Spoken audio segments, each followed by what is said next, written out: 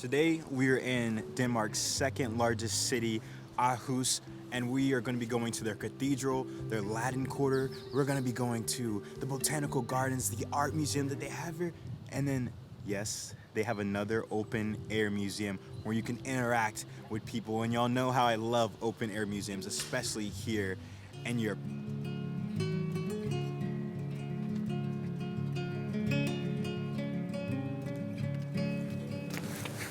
Do you guys see this theater right behind me?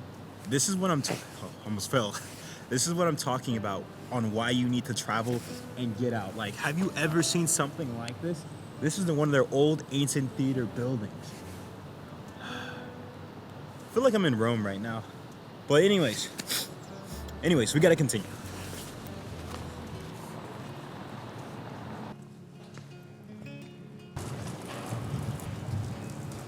So this is the Latin Quarter, which is one of the most charming and the oldest quarter here in Aarhus. Charming buildings. You can come here and get a cup of joe, bakeries. This place is really stunning. There's a lot of cathedrals in Europe, but there's just something about each and every one of them that is so unique and different. Most of them burned down. This one, it burned down, and they rebuilt it again. And just looking up at the ceiling, because y'all know how your boy loves ceilings, like, okay, I have a question. Why is there a ship hanging in every cathedral I've been in so far here in Denmark? Like, why? Please let me know. I love it though. It's definitely, I've never seen this in a cathedral like this. You'll have to look at this altarpiece. Looking at the wood, you can see how it's starting to split and crack, and it's not symmetrically, it's not perfect, but just the paintings on the back, I'm guessing that's Mary and that's baby Jesus. I'm not sure. There's a lot of flourishes, but this is one of the coolest altarpieces I've seen. So this is St. George killing the dragon and saving the villagers so they don't have to give up treasures, they don't have to give up people, so sacrifices to the dragon no more. I'm starting to see a pattern where this is in a lot of cathedrals. This one was in Roskilde, actually. But this cathedral is definitely worth it. There's frescoes in there, there's organs in there, there's a beautiful wooden altarpiece. It's just, when you walk into this cathedral, you're taken back into time. It feels like you're back in the 1500s. Or I guess we can't say back because we've never been into the 1500s. I don't know, maybe y'all have, but cathedral, it's definitely worth seeing. I cannot believe they have done this. Like, this is the first time I have felt like I'm truly in Europe back in the 1800s. Like, just look at these buildings, these cobblestone streets. And this is Den Gammelblue, which means Old Town. And this was built in the 1900s. And you can actually interact and go into some of these places.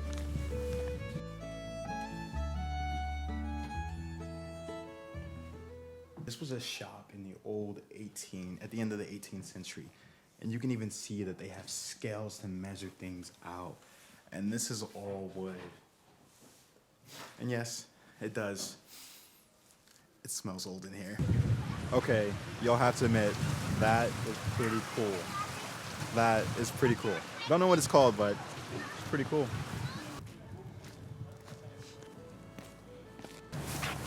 They have really outdone themselves with this open air museum. Like, I'm literally sitting on a wooden dock, looking out.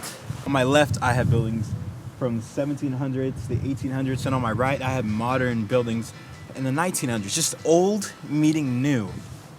And I think this is such a great experience for kids because they can learn about their culture, their history here, and how Denmark used to look like. And even people that are not from Denmark, just taking this in and it really does make you feel really blessed with how we're living right now in today's world, in the 21st century.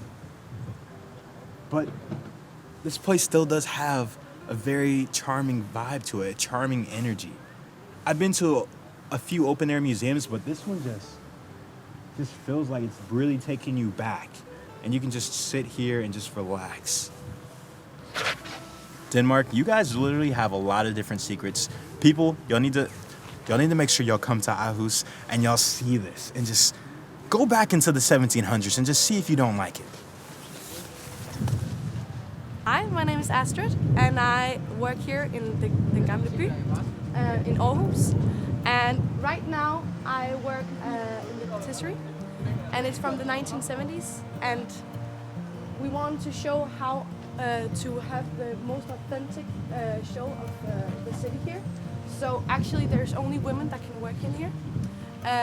Because that's how it went in the 1974. Here in the Gamle By, we have Aarhus shown from the 1800s and down here to the 1970s. Look. You can see inside here how it works.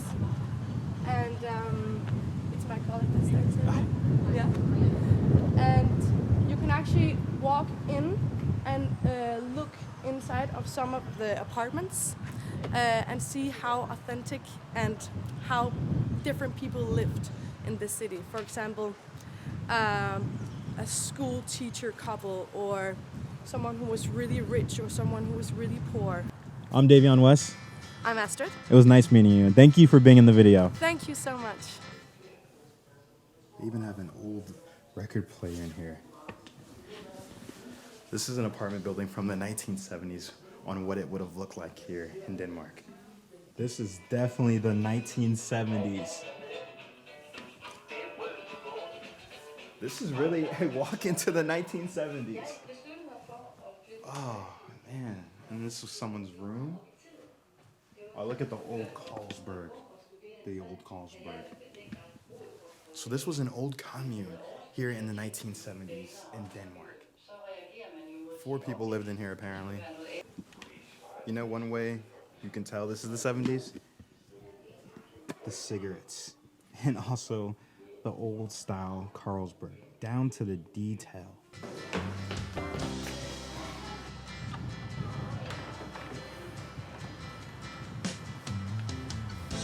They even have a hair salon from the 70s. Wow. This is crazy. Another apartment in the 1970s. Football from the 1974. Just look at these. Just look at this seat. I was born in the 90s, so I don't know what most of these things are, but can someone please let me know, what is this machine? Oh. Is this a radio? There's a lot of stuff going on here. I think it's a radio. If you know what it is, though, for sure, let me know. Look, guys, I found a Ford dealership from the 1920s, and apparently 50% of the cars in Denmark in 1927 were Ford Model Ts. Not this one, they used to sell cars in there. They used to sell parts to fix these vehicles. It's just crazy. I did not expect to see a Ford, an American car company, here in the 1920s part of this open-air museum. Now it's time to thank today's sponsor, Dan Hostel. Here you can stay for $29 a night with random travelers. You get 2 plug outlets.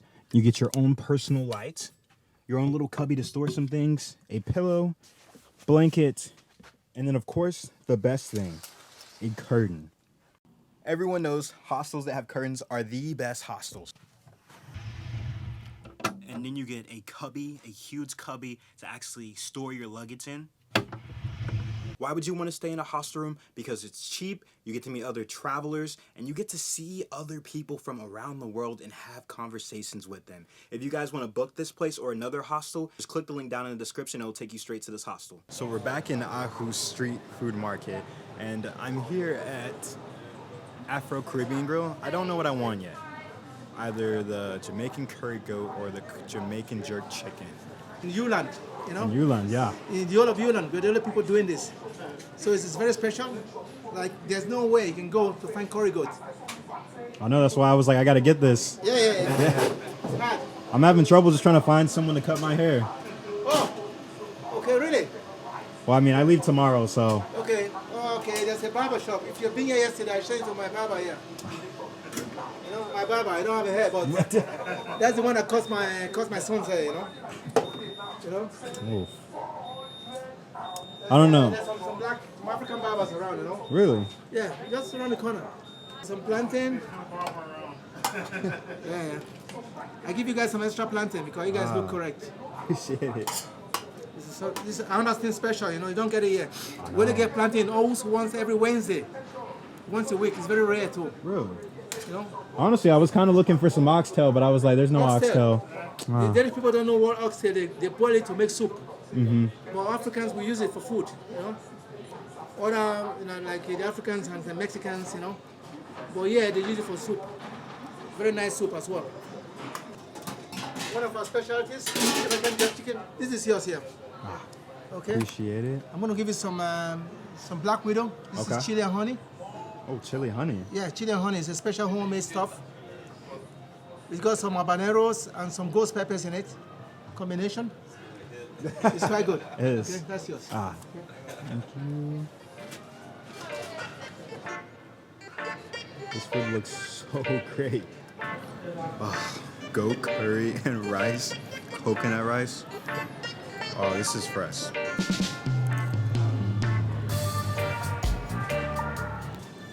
Y'all gotta go to that Afro Jamaican place. This curry, this goat, fire. Let's try the plantains now. You know we love these back home. Oh, I feel like I'm back home now.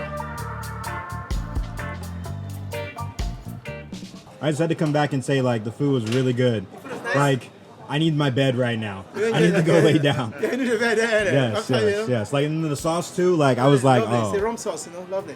I'm really enjoyed it, you know. You enjoyed it. So put on YouTube. Where's your? I am not gonna lie though, that place really does have me feeling like I need a bed right now. You know when you have some good home cooked food? Like in that place, I need to go lay down, honestly.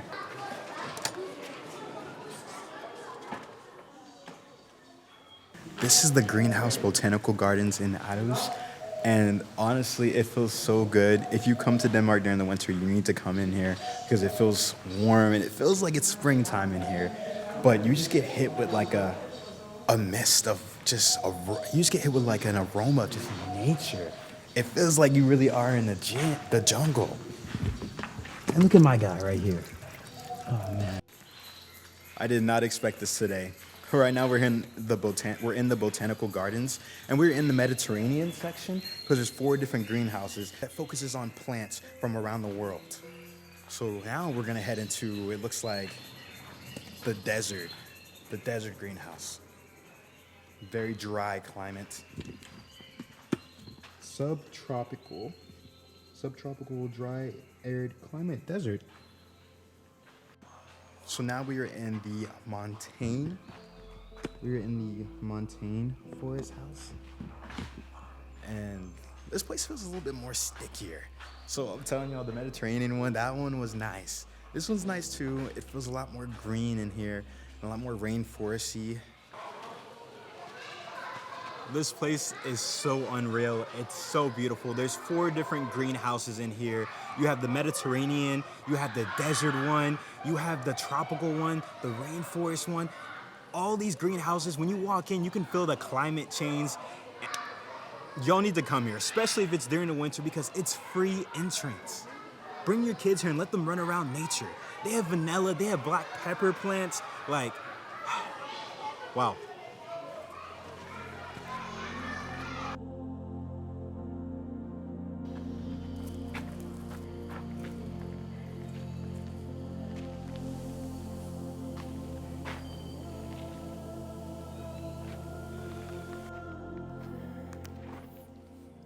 Honestly, I know I say a lot of times when I'm traveling in videos that this is the best place, this is so beautiful, but these greenhouses, all 4 of them, are very unique. Like, I really feel like I'm in the Philippines right now.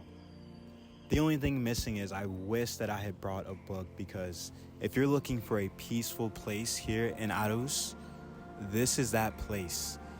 The water lilies, the butterflies, like there's actually butterflies in here. And especially during the winter time, this is the place to come to warm up and feel like, honestly, you're in the Philippines, you're in Puerto Rico. Like, this is the place. I just feel so at peace right now.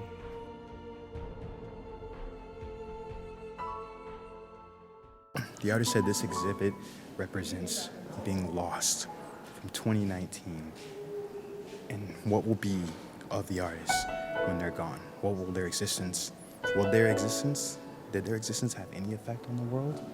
Looking at all this art, you can see just lyrics and lyrics and lyrics and strings. But then again, art is open to interpretation. But the artist said that the only way to get unlost is to create art. So this is an art piece here at the museum. I'm in a room right now where there's a leaky roof above me. There's buckets to actually catch the water. There's rain. Okay, did not expect that. Guess we're in a thunderstorm and the lights are going out. Det er sådan en følelse af at kigge ud af sådan en mega stor betonrække. This literally feels like the Matrix. This is some crazy wild art. This art museum, there's multiple needs. There's more, and there's more.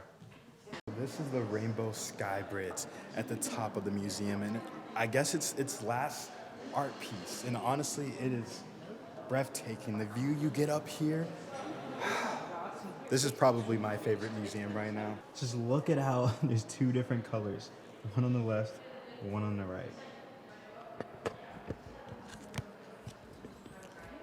This museum is wild. Honestly, I did not expect to really like this museum. I really came for the Rainbow Panoramic walk to get photos and really great videos. But walking around this museum, it's really made me just think a little bit more about life.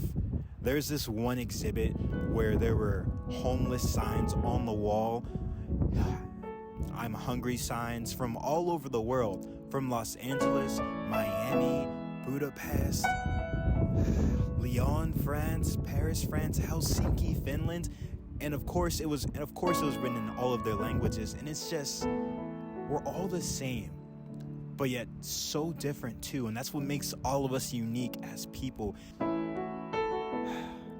Museums have really taught me a lot here in Denmark. Y'all really are reaching for the stars with y'all's museums. They're interactive. You really have to sit there and just think about what the artist was trying to show you. Yeah, Aarhus, this is a really nice museum. I cannot say anything more about this place.